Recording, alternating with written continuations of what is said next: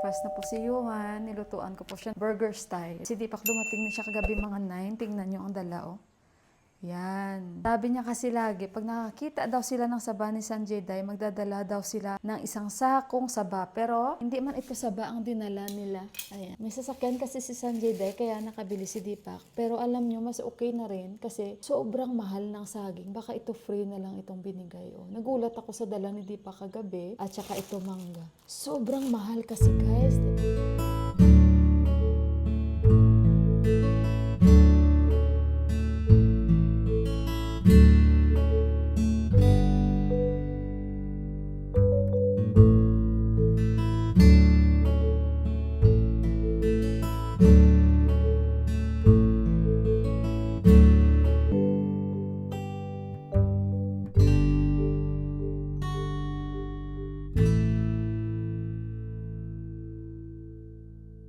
Pinaghiwa ko na, oh. Yan, bigyan namin sila sa baba. Okay.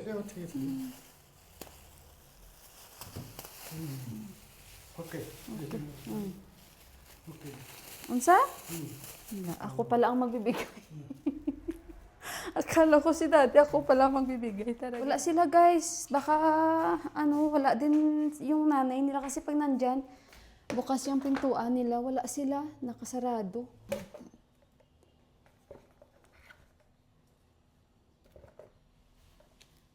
Imagine nyo guys, 4 na piraso, mga ganito, siguro baka nasa 300 plus na. Kailangan natin makain to sa araw-araw.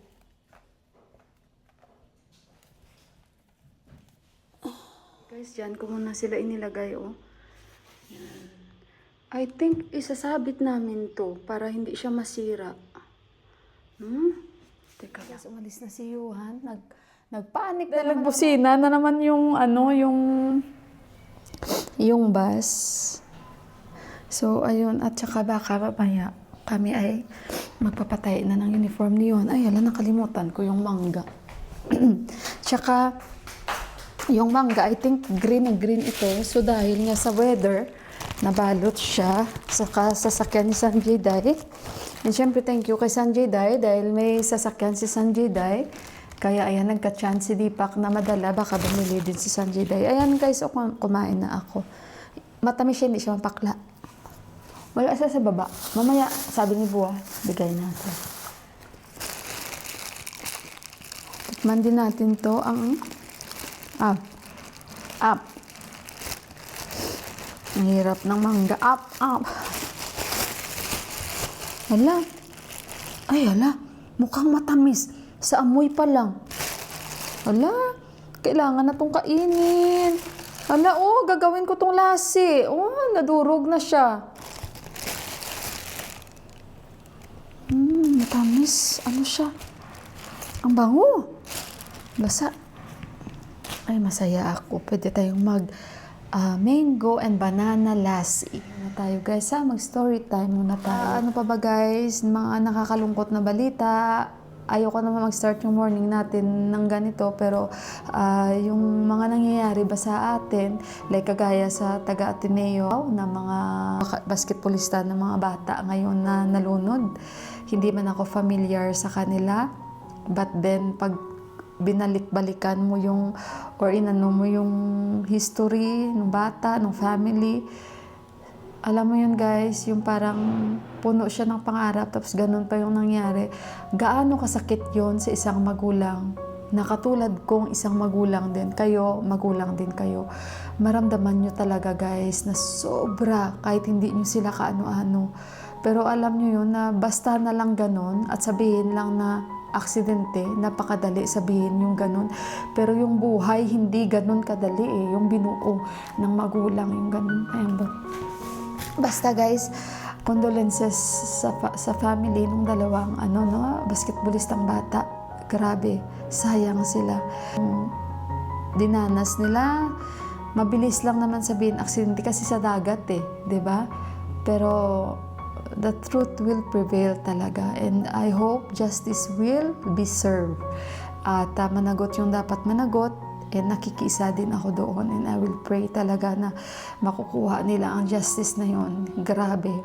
So, parang isa rin ito, pukaw din ito sa mga magulang na tulad natin na sana yung mga kabataan o yung mga maintindihan din nila minsan na bakit talagang nagiging istrikto ang mga magulang pag nagpapaalam sila. Kasi pag yung paalam na yon baka hindi na maibabalik.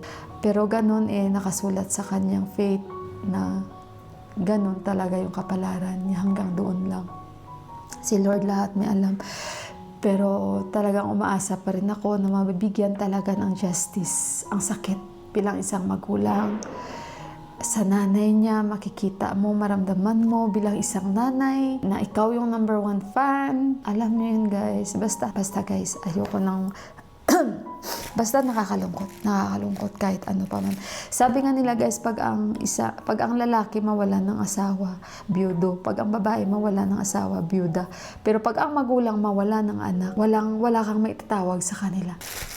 Si Tipak nabigyan ko na ng tea, si Buwa tapos na siya mag-breakfast, and ako parang wala akong ganang pa mag-breakfast, and kagabi kasi ang niluto ko, guys, paanang kambing kasi pag maulan-ulan, kaya during winter pag malamig-lamig sarap kumain na. Sunduin namin si Johan, guys, tapos magpapa-fitting siya ng uniform. Magtatanong kami kung magkano yung total dahil kailangan nilang magsuot ng isang uniform na yung may blazer ba. And mandatory na. So, kailangan namin magpagawa na ng bago niyang uniform. So, andito kami sa bus at saka kailangan na kaming andoon bago mag 6 o'clock kasi baka yung bus nila alis. So, ayun, guys, mamaya ulit. Balikan ko kayo doon si Tipa. Lakad na kami, late na kami, si Johan nag-aantay na sa amin. Dito tayo nabili ng isda, oh.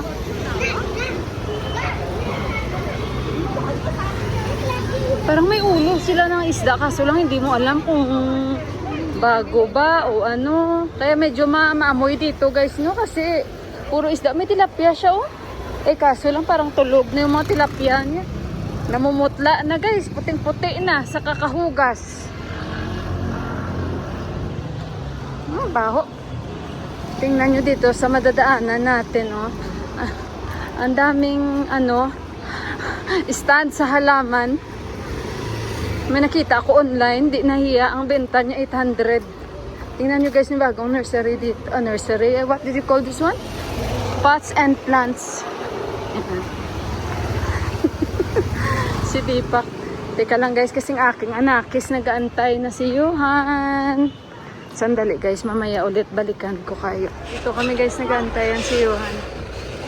Kaya ako lashes, guys, oh, kasi hindi maganda yung pakiramdam ko. Tawid tayo.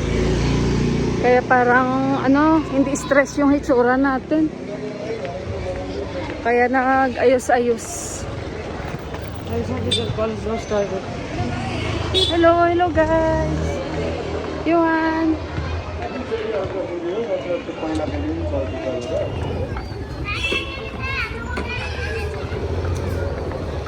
Daming pine trees, oh. Malinis dito na area.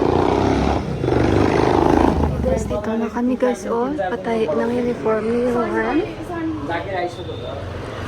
Dito talaga napapatay ng uniform nila.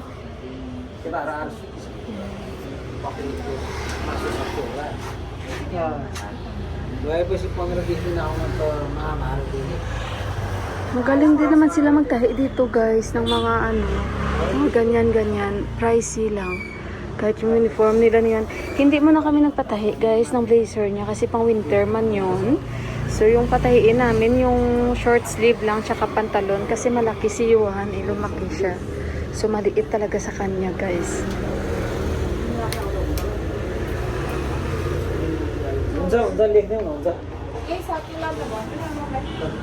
So, guys, natapik ni Johan yung mata ko. Nilagay ako ng lashes. Tingnan nyo, guys, oh.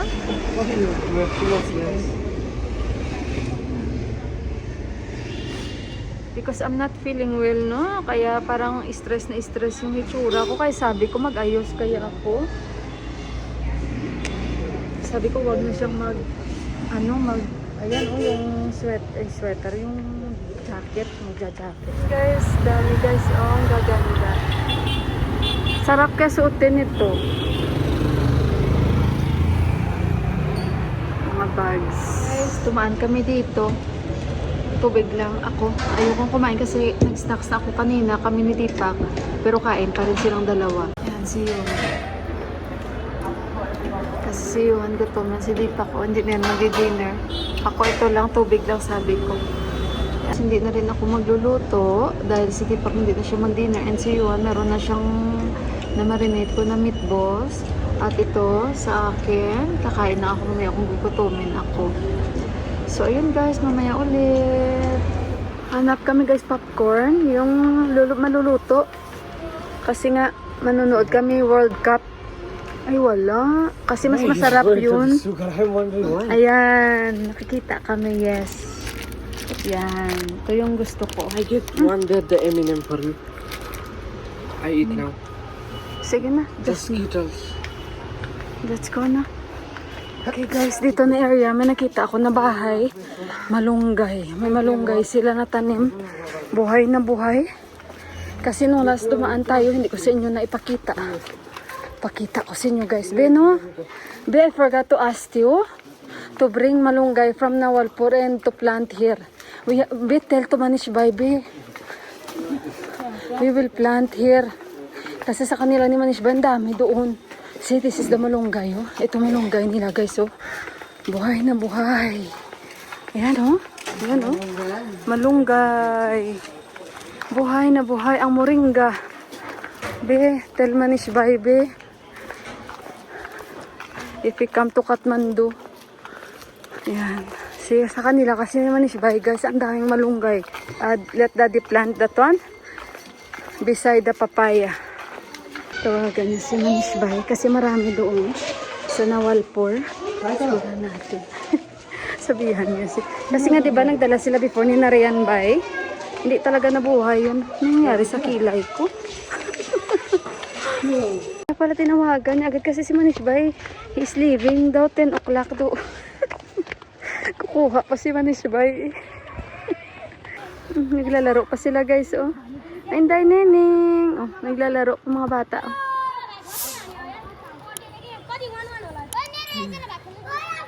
Tara na guys. Naiwanan na ako ng mga kasama ko.